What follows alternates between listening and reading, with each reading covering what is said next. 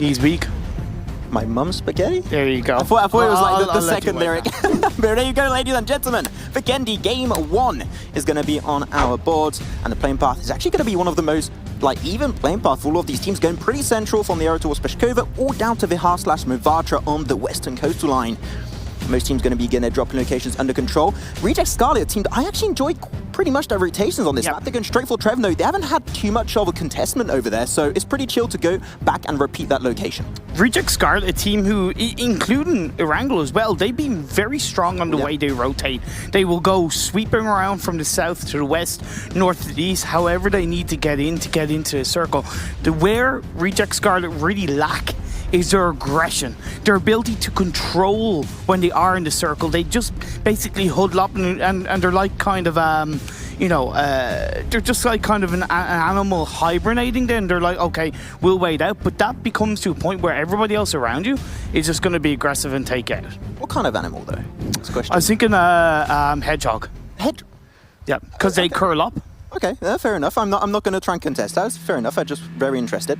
There you go. Team Secret going to be moving away from the Villa area. A few teams already got the areas under control. Not going to Podvosto? Yeah, not going for Podvosto. I mean, interesting. I'm okay with that. Podvosto is great, but to rotate away from Podvosto, always a little bit tricky if a team to decide to take a few compounds around it. So I'm okay with them going for a different dropping location. But so far they are split looting, which is okay. But Team Secret, they have a very unusual habit of always getting involved with fights early on. So hopefully that will not be the case for them right here.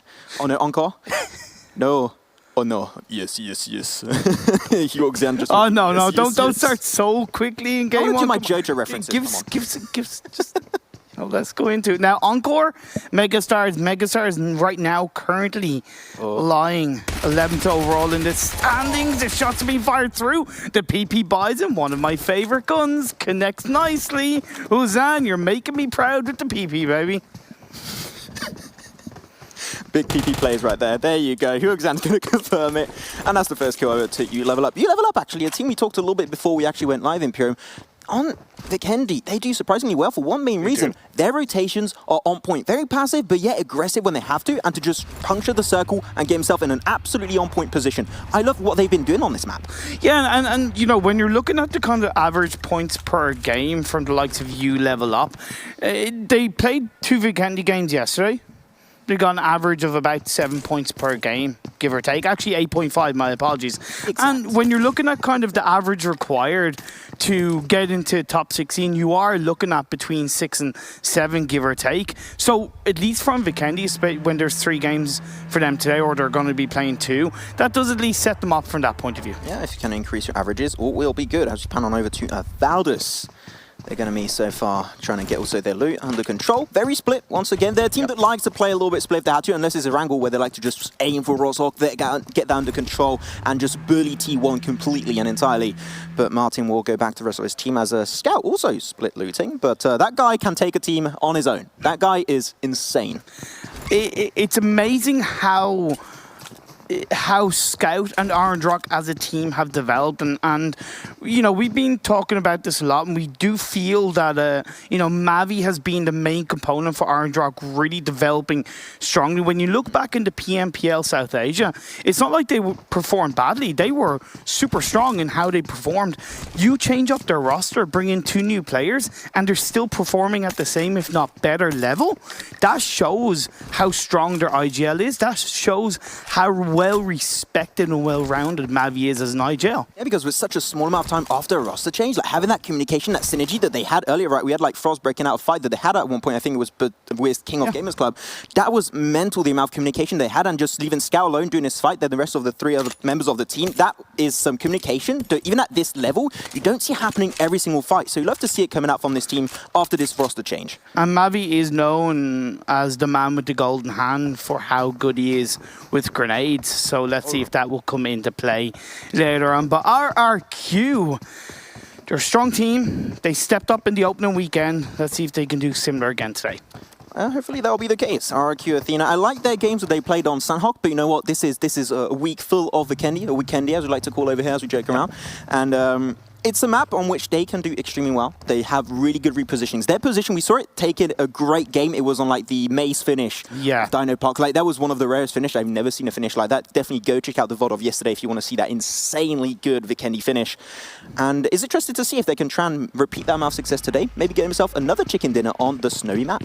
So talking about finishes, you know, let's bring it over to the circle, right? The circle is not 40-50% water. It's barely any water.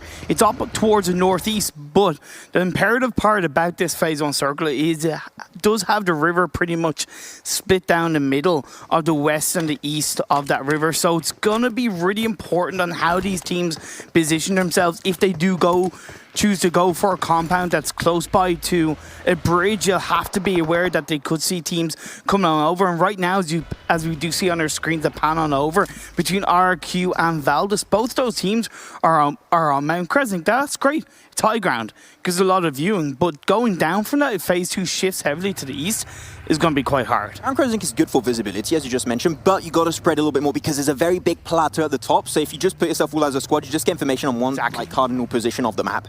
So they got to be a little bit careful of how they pull around this one. Valdez seeming like they potentially want to just hold it to a compound nearby, but they just don't have information. I think they do believe and they do know that there's a team currently in the top of Mount Kresnik, but they don't know how many. And I think that if they knew that there was a 4v2, their team, they like to play aggressive in the early stage. They show it versus T1 and Rosock, and I think that that would not change over here, despite it being Mount Kresnik and going versus RRQ Athena. But because we've seen D2 Ile here really responding in a very passive way, just looking in the same direction of Valdez, maybe they should give information over and send the 2 other players to join up, because a fight could break out really soon. True, but the second you start to bring the rest of your team over in a vehicle, that's also information for the opposing team, right? That's vehicle noise, and vehicle noise can make a huge impact on how the opposing team reacts. So let's see how it does go for there. But Freestyle, it performed very strongly yesterday. Currently 9th overall, setting themselves up. And I know Froz mentioned this to us yesterday, kind of off broadcast, that, you know, from Freestyle below, and I would firmly agree with this, give or take, they do have a risk, have a fear of not getting to top 16 if they have an absolute nightmarish of a day. In like the great area where like it could go either way. It could go up, it could go down. So hopefully Freestyle will be able to get just that minimum result bar to just avoid that bottom 4 position, because let's not forget that the bottom 4 teams will not go to the Super Weekend at the end of today. But here it is, going to have an early fight with TSM Entity, taking 5 versus Reject Scarlet. Duello, nice spray with the Uzi, hits the headshot onto Clutch God. Would have to commit, they need to keep on pushing. But Duello is very far forward without the rest of his team there. I would say maybe try and wait for the rest of the team to follow up on that push, because right now he's out of position. They're going to try and surround him. Look at Neo, who's trying to go for a little bit of an angle here. I absolutely love what Neo's doing right there. And there it is. Also will be followed up with Z-God. Duello, the smoke is going to give him a little bit of coverage, but they knew exactly where he was. And here it is. That is TSM Entity clapping right back in the faces of Reject Scarlet.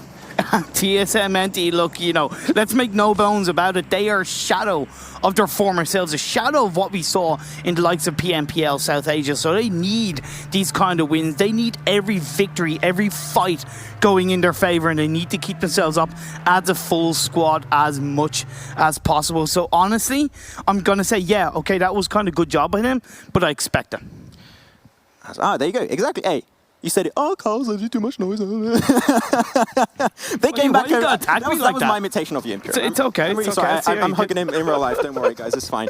But no, like they did get back together because they got information on Valdez. It makes more sense because they pull their strength from their 4-team fights, right? Yeah. And they want to try and take that fight versus Valdez. So I like that. I think that's good. Yeah, like we saw that in the Telestrator. Pointed out in the fight against Team Secret, they play extremely strongly as a full squad. They are very competent, very well balanced on how they play it. So Webb is going to get confirmed. Once again, so that's going to be 3 kills in the favor of TSM. And they keeping themselves up as a full squad. Now, the 4 teams that aren't playing in this first game of the day is Team IND, King of Gamers, T1 and Synerge. And what's interesting about that in my eyes is that 2 of those teams are in the bottom 4, so they'll at least have the next 4 games to really, you know, control their destiny, control their finishing result, which I think could lead to some really interesting moments in the last couple of games. But we'll get into that when we get to that. At the end of the day, this game is going on. We are seeing the phase 1 close up. Let's see where it goes. We'll have to see indeed where this circle will be going very soon. Cosmodrome is still in the vicinity. I mean, we had a very unusual circle happening yesterday, so Cosmodrome finish still has a very slim chance of happening. Still, my one dream would be to see a castle finish, but those are extremely rare. I think this is one of the most normal circle shifts in Vikendi, and one of the most normal have them on PWL. Vikendi circles. I know. What is a normal circle? Well, it's Avenjar can't even draw a normal circle. Well, that sounds like a you problem, in fairness. But it's the fact that pretty much all the teams, bar Yodoo, BTR, and the last player of Reject Scarlets, are in the circle. I have the little replay there once again coming over to it. It was Z-God and Neo that had the really good idea of flanking over. It was a little bit risky because if there was the rest of the team of Reject Scarlet, that could have made things a lot harder for them. Lucky enough for them, that was not the case. They swiftly get the kill and take over that fight. As now we're going to have Orange Rock, the team we've been hyping up a little bit into this. And Pmwl just like, okay, I think that was a grenade coming my way. I'm just going to swiftly run away. I don't want to take this. He's scouting though. He's been really passive as a scout should be. Yeah, I know we've been hyping them up, but with all due respect, they've been hyping themselves up. Their results have spoken for themselves. Now, Morph Team is joining in on the fun as a little bit of a third party. How much will that impact how this fight goes on, and will Orange Rock be able to respond? I think there's just... Really? He's just there, the scouting. Like, I got caught out of position. I was like, wait, what is he doing? he's just scouting like, okay, everything's fine, just pushing forward. And now you got one team left, one team right in the middle of it. Just like, okay, might want to try and retreat, which is what he's going to be doing right there. Getting up on this jet ski. That's a jet ski, right? You do call you call it a jet ski? It was snowmobile. Snowmobile. There you go. We're here talking good English. Good English. English good complicated. Words. Good words. But no, no mercy. Get a little bit of information. Orange Rock, the high ground of Coal Mine is very viable to play around, and you also have the little kind of tippity mountains that you can also, that are just outside Coal Mine, that is also very viable. So it's a really, and it can be an awkward area, but also a very strong area to play around. I'm just going to see on the bottom right of our screen, Mad Toy of Team Secret taking a few shots towards Nova. Godlike took a few nice bullets down. But unfortunately, nothing will come out of it of Mad Toy playing with the M16. No, the M16 great at the long range. Love to play around that, and it is something that Mad Toy has got to play around quite a bit. But here it is. Going to be seeing Morph actually popping in the feed for the first time in this game on Vikendi. As they have the high ground, you just mentioned Imperium on Orange Rock. They really took down Marvi, the IGL, but still he can do his work despite being knocked away, so that's fine. They're going to try and pop the smokes, pop that utility to keep him alive, but will they be able to do so? Ah, that's a no. Marvi will go down. That's good. Now they're just rushing. They're following suit on this fight. They want to eliminate Orange Rock and send him back to the Shadow Realm. Yeah, nice play coming out from Morph Team, right? I said that they had the high ground. Mercy really pulling the punches. Got that knockdown done, and that's going to be Mavi confirmed like we saw. It's going to be up to him now to IGL the team from a distance, so to speak, lead his team to a strong result. Of course, look, you know, they're one of the teams that are pretty much guaranteed to qualify for the super final weekend. But from a morale point of view, from a mentality point of view, it's still so important that they pull out strong results, right? It's still important that they are consistent on their team fights, on their performances. I swear, I heard you say soup and it made me just giggle. No, I said super. They qualified for the soup. Yes, it's soup. What's your favorite soup? What's my favorite soup? Hey, you know what? We had a, what was it, the other day? Goulash? Goulash. That's actually really nice of it in Poland. I absolutely enjoy that. I'll have a bit more. Anyway, there you go. We're just talking about our food taste is fine, guys. Tell us in the chat what's your favorite dish. Sure. That's very interesting. Now, I also respect the fact that Morph Team are not being super aggressive, but they are being aware. The circle did shift to the east on phase 3, but now it's Freestyle gets a member knocked down at the hands of BTR. They're going into a fight coming down as Team Secret is going to get knocked by members of Freestyle. This is crazy. This is going to be a little bit of early action. Team Secret going to try to recover. He literally just drove over him, like just bounced over it. Hey, no issue right there. I don't know if he got knocked because of the car. Was it because of the car he got? Yeah, it was because of the car. That would have been so cool if he didn't got knocked because of that. But yeah, we did see 2 members taken down by BTR on the side then of Freestyle, and now they are going to be locked in place by Team Secret. Ice Shots going to try and pop some utility. Money getting knocked down for himself. I'm going to be panning over to Coal Mine, the fight we were just talking about. Here it is. Orange Rock having a hard time. Gil losing every single person on their team except for one, and his name is Scout. His playmaking potential is insane, and he can make things happen. But He's going to be swiftly trying to run away out of range of Morph, and this might just be the end of Orange Rocks, but they do not know where he is right now. Here's the thing, when you try to disengage away from Coal Mine, because it's downhill, you're basically a sitting duck. Yeah, you're an open target being hit in the back, but now as a fight goes back over, you do see the picture-in-picture, this fight going on, but Team Secret eliminates Freestyle in 16th place. A good start for Team Secret. Let's see if they make up for what was a poor previous game yesterday.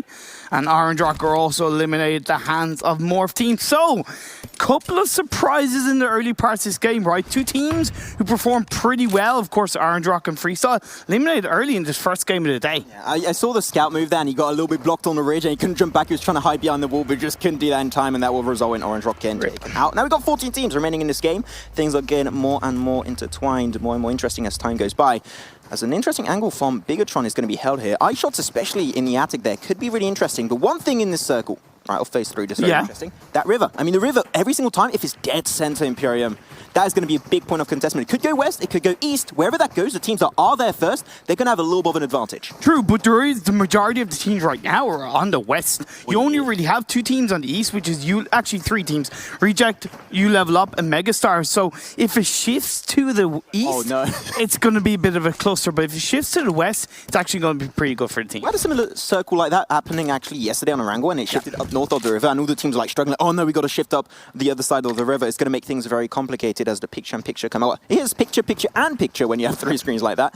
There it is. Are we going to have a nice circle or a very mean circle? Hey, it's a nice circle. Mount Kresnik potential finish going to be happening here. You Level Up. They like to play passive. They still got a few bridges to go through, but this is a nice circle. It is, but you've also got to think there's still some key compounds and some key buildings that teams can rotate around that are currently on the southeast. So when you're looking at Novo, when you're looking at No Chance team, BTR is definitely setting themselves up for a very strong result. I love the rotation coming out from them. Instantly reactive. Yeah, Bigatron right away going to go pretty central in that position. Not going right for the tippity top of the mountain because they know they heard shots earlier. They're like, okay, there's a team up there. We're just going to go on the halfway, you know, not on the tippity top of the mountain, just halfway up, and they can still climb a little bit higher if they want to.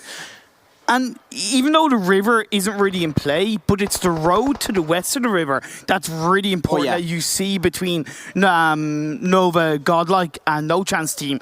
So we'll see who's going to at least win out on that, as RQ and Valdis and Murder getting extremely close to each other. Of course, Valdis are definitely more together as a squad, but the spread coming out from RQ with Ernie finding in the off angle, and along with Beer looking for BTR, this could spell pretty good stuff for RQ.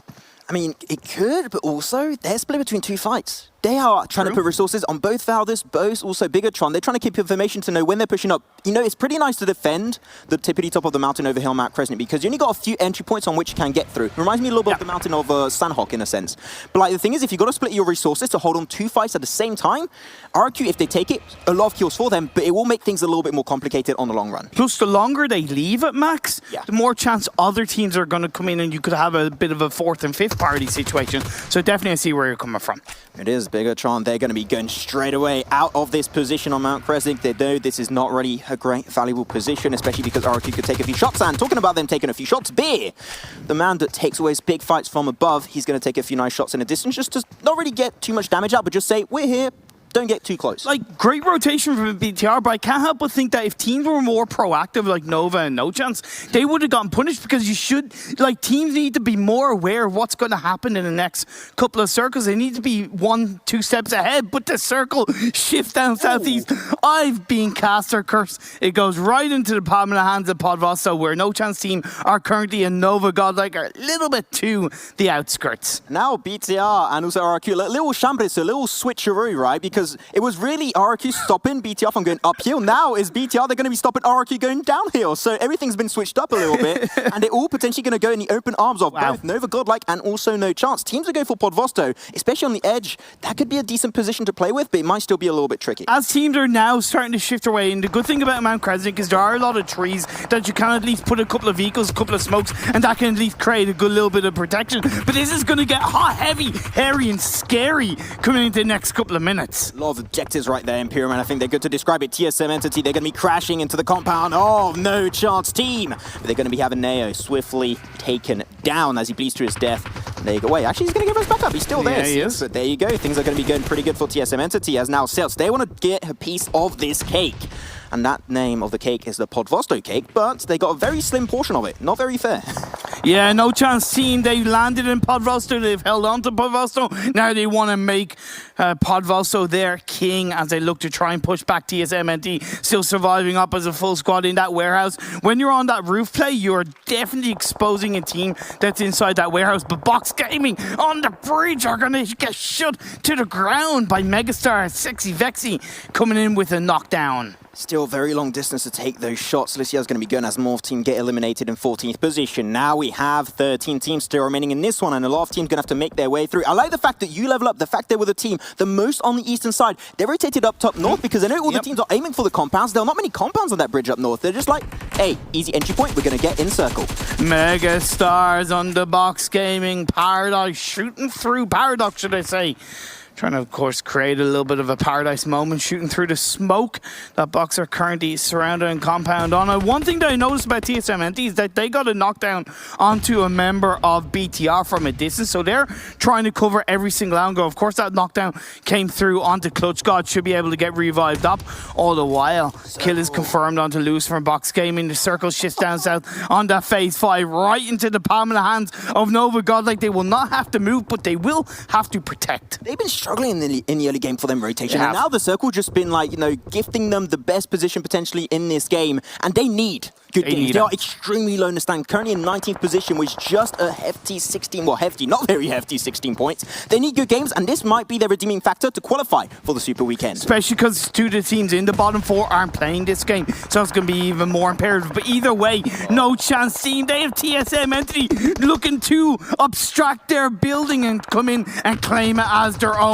Up the stairs, TSM Entity are looking to make their way through as one army unit driving their way through. But Offdales gets a knockdown on the Clutch God, and now he's just going to try and run rings around the TSM Entity squad. It's actually depth fighting so well. They've got so many angles on TSM Entity. No chance. Now they got the first initial knockdown. They're going to try and surround it. They're trying to just suffocate them out. And now TSM Entity, they got to hold on to this compound like their life depends on it, because it literally does. But they're also taking another fight, not only against No Chance, but also versus Celts. They're on so many forefronts at the same time. This is very hard position for TSM Entity, but it's cleaning time for the guys of No Chance team trying their best to clear out this building. Like, I'm all for being opportunistic of getting a knockdown, but be focused. Go for your own fight. Be aware as Jonathan takes a burning ring of fire. Z-God gets knocked down by Offdales. No Chance need to come in and close this fight. They know they've got the damage. They know they've got the hurt. Now they're going to go up the stairs. Neo going to be running off. The jump shots come through, but down TSM Entity go,